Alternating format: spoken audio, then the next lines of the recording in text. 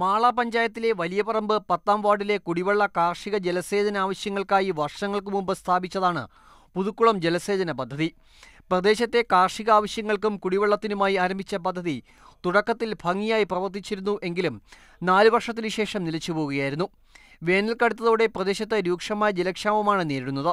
ഇതോടെ പുതുക്കുളം പദ്ധതി പുനരുജ്ജീവിപ്പിക്കണമെന്ന ആവശ്യവും ശക്തമാകുകയാണ്.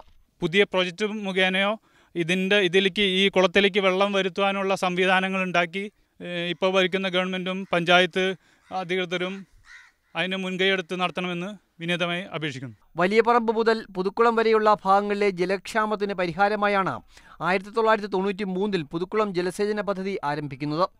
വൈന്തലയ്ക്കടുത്തുള്ള കൊണ്ടഴിഞ്ഞാർ ജലസേചന പദ്ധതിയിൽ നിന്നും കനാൽ വഴി പുതുക്കുളത്തേക്ക് വെള്ളമെത്തിച്ചായിരുന്നു പ്രവർത്തനം.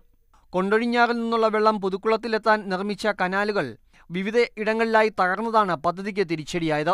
പുതുക്കുളം ജലസേചന പദ്ധതി വീണ്ടും പ്രവർത്തനക്ഷമമാക്കുന്നതിന് അധികൃതർ നടപടി സ്വീകരിക്കണമെന്നതാണ് നാട്ടുകാരുടെ ആവശ്യം.